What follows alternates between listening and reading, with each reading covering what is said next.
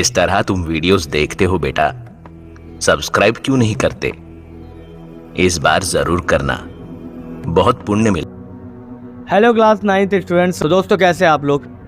तो दोस्तों आज से हम करने जा रहे हैं इकोनॉमिक्स के फर्स्ट चैप्टर की शुरुआत, और इसके बाद 3 वीडियो आएगी या 4 वीडियो, और उसमें आपका ये चैप्टर कंप्लीट हो जाएगा। ठीक है, तो किसी भी तरह का कोई भी डाउट है आप कमेंट बॉक्स में पूछ सकते हैं। कोई चैप्टर कराना है या फिर कोई भी किसी तरह का भी है, आप मुझे कमेंट में पूछ सकते हैं, बता सकते हैं। ठीक है, चलिए तो स्टार्ट करते हैं। हम सबसे पहला चैप्टर पालमपुर, और पालमपुर के बारे में जानेंगे कि क्या क्या है पालमपुर के अंदर। इस चैप्टर के अंदर टॉपिक कौन कौन से हैं, पहले उस पर बात करते हैं। पहले हम ओवरव्यू देखेंगे, इंट्रोडक्शन देखेंगे, ऑर्गेनाइजेशन ऑफ प्रोडक्शन देखेंगे, फार्मिंग इन पालमपुर देखेंगे, और नॉन फर्म एक्टिविटीज़ इन पालमपुर ये भी हम देखेंगे। ठीक है, तो ओवरव्यू में देखते हैं हम लोग कि a story of a hypothetical village called Palampur, यानी कि एक विलेज है जो कि एग्जिस्ट ही नहीं करता। ठीक है, यानी कि एक ऐसा गांव जो आप लोगों को अपने गांव की याद तो दिलाएगा, मगर इस गांव का कोई अता पता नहीं है, ये अता पता लापता है। ठीक है, यानी गांव नहीं है ये, बस ये एक इमेजिनेशन है कि हाँ ये हाइपोथेटिकल है। ठीक है, यानी कि सारी गांव की एक्टिविटी इसके अंदर आपको देखने को मिलेगी, मगर ये गाँव कहीं एग्जिस्ट ही नहीं करता इस नाम का। ठीक है, चलिए सेकेंड पॉइंट है to introduce some basic concept relating to production. ठीक है, इसमें क्या होता है कि हम इंट्रोड्यूस करेंगे कुछ कॉन्सेप्ट, जो बेसिक कॉन्सेप्ट होंगे कि किस तरीके से प्रोडक्शन होते हैं उसके बारे में। ठीक है, चलिए तो सबसे पहले देखेंगे हम स्मॉल स्केल मैन्युफैक्चरिंग क्या होती है। तो स्मॉल स्केल मैन्युफैक्चरिंग यहाँ पे होती है, डेयरी होती है, इसमें ट्रांसपोर्ट होता है, ट्रांसपोर्ट भी आपको देखने को मिलेगा पालमपुर के अंदर, और इसके अलावा और सारी एक्टिविटीज़ भी मिलेगी जिससे एक इंसान सर्वाइव करता है। ठीक है, उसके बाद हम देखते हैं कि लिमिटेड स्केल में इस विलेज के अंदर सारे काम होते हैं। ठीक है, कोई बड़ा स्केल में यहाँ पे कोई बड़ी फैक्ट्री देखने को नहीं मिलेगी, सब छोटे मोटे काम करते हैं और घरेलू ज़िंदगी अच्छी तरह से जीवन जी रहे हैं। ठीक है, इसके बाद हम देखते हैं कि various resources combine to produce the desired goods and service in the village. ठीक है, फिर हम देखते हैं कि यहाँ पे ना डिज़ाइन ही ऐसा कर रखा है। फिर हम देखते हैं कि इस गांव के अंदर हर इंसान खुद का प्रोड्यूस करने की कोशिश कर रहा है कुछ ना कुछ, और गुड्स एंड सर्विस पे ही काम किया जा रहा है। ठीक है, ये भी हम इस गांव के अंदर देखते हैं। ठीक है, चलिए तो स्टार्ट करते हैं इंट्रोडक्शन। इंट्रोडक्शन में देखिएगा कि पालमपुर एक छोटा सा गांव है। ठीक है, वो बहुत ज़्यादा कनेक्टेड है अपने आसपास के गांव से। फॉर एग्जांपल यहाँ पे रायगंज के बारे में दे रखा है, रायगंज उनके 2 किलोमीटर 3 किलोमीटर के दायरे में पड़ता है, और वहाँ पे हर एक चीज़ उनको मिलती है जिस चीज़ की उनको डिमांड होती है। ठीक है, इसके अलावा देखना वहाँ पे बुल्लोक कार्स चलते हैं, टोंगास चलते हैं, बोगेज हो गया, ठीक है, बग्गीज हो गया, मोटरसाइकिल हो गया, जीप्स हो गया, ट्रैक्टर हो गया, ये सब क्या है वहाँ पे यूज़ किए जाते हैं एज अ ट्रांसपोर्ट। ठीक है, समझ में आ गया? तो पालमपुर का ट्रांसपोर्ट क्या है, ये है, और इसके अलावा रोड भी यहाँ पे अवेलेबल है। ठीक है, इन सबको कनेक्ट करने के लिए। इसके बाद हम देखते हैं कि this village has 2 primary and 1 high school. ठीक है, यानी इस गांव के अंदर हम 2 प्राइमरी स्कूल और एक हाई स्कूल देखते हैं। ठीक है, और प्राइमरी हेल्थ सेंटर भी देखते हैं, और इसके अलावा गवर्नमेंट की तरफ से प्राइवेट डिस्पेंसरी भी देखने को मिलती है। लगभग 450 परिवार यहाँ पे रहते हैं, अलग अलग डिफरेंट कास्ट के।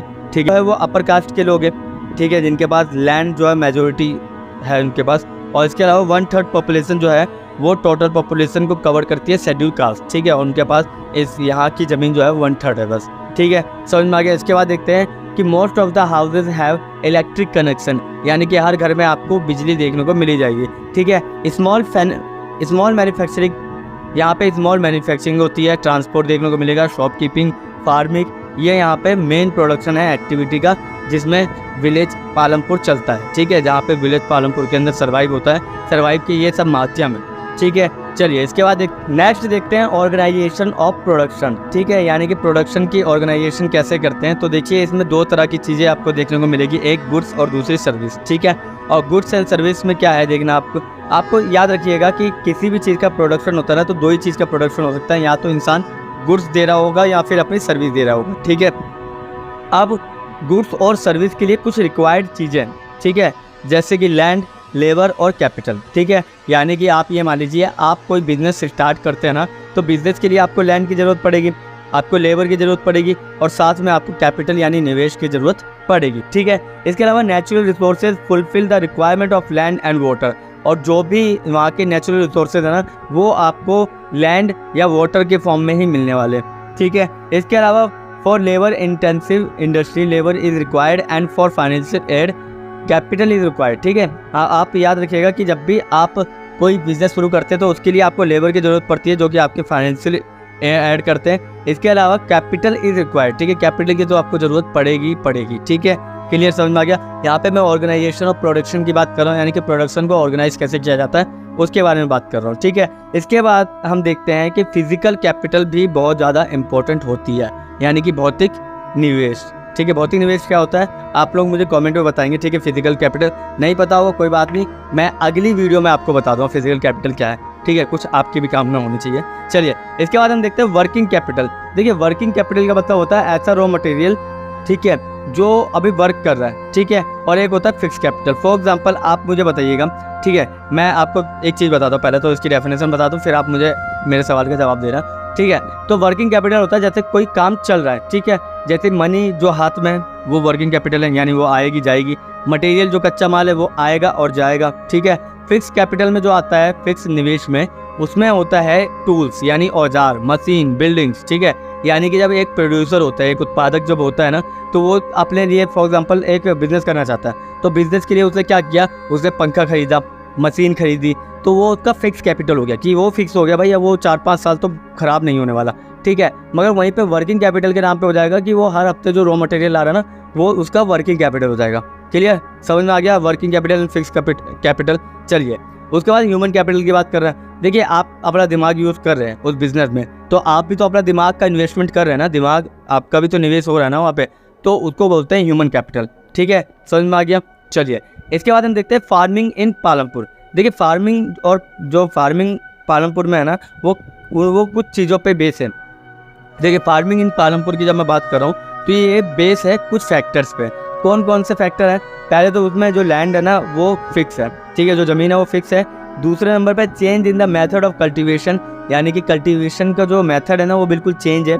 इसके अलावा थर्ड है मल्टीपल क्रॉपिंग, ठीक है, मल्टीपल क्रॉपिंग बहुत ज़्यादा देखने को मिलेगी आपको, ठीक है। अलग अलग खेत के अंदर आप देखेंगे 6-6, 7-7 तरीके की वहाँ पे क्रॉपिंग देखने को मिल जाएगी, ठीक है। इसके अलावा मॉडर्न फार्मिंग देखने को मिलती है, यानी नई तकनीकों का बीजों का यूज़ किया जा रहा है। इसके बाद नई तकनीकों के बीजों के साथ साथ वहाँ पे लाइक सिंचाई के माध्यम को भी नए तकनीकों के साथ शुरू किया है, ठीक है। इसके अलावा सस्टेनेबिलिटी ऑफ लैंड, यानी कि लैंड को ऐसे यूज़ किया जा रहा है ताकि वो आगे तक बनी रहे, उसकी उर्वरकता, ठीक है, समझ में आ गया। इसके बाद हम देखते हैं डिस्ट्रीब्यूशन ऑफ लैंड। जो लैंड का डिस्ट्रीब्यूशन है वो सब में बराबर बटा हुआ है, ठीक है, अब इसको कर दिया गया है, ठीक है। उसके बाद लेबर बहुत अच्छी तरीके से है, कैपिटल बहुत अच्छी तरीके से है, और इसके अलावा सेलिंग ऑफ फार्म्स प्रोडक्ट, ठीक है, और वहाँ पे जो भी फार्म्स के जो प्रोडक्ट होते हैं ना, डेयरी के प्रोडक्ट होते हैं, वो सारे एक फिक्स प्राइस पे बेचे जाते हैं, जिससे प्रत्येक वर्ग को वो सारी चीज़ें मिले जिससे उनको रिक्वायरमेंट है, ठीक है। अब ऐसा नहीं कि भाई वो बड़े शहर में अगर बेच रहे हैं तो उनको कम पैसा मिलेगा, ऐसा कुछ नहीं है। वहाँ पे हर वो चीज़ें मुहैया कराई जाती है जो आम किसानों और आम इंसानों को मिलती है, ठीक है। तो आज का लेक्चर हमारा यहाँ तक ही होगा, ठीक है, और यहाँ पे हम पार्ट 1 ख़त्म कर रहे हैं, तो हम नेक्स्ट वीडियो में शुरू करेंगे, ठीक है। अगर आप चैनल पर नए हैं तो चैनल को सब्सक्राइब कीजिएगा। मिलते हैं किसी और वीडियो में, तब तक के लिए थैंक यू, धन्यवाद।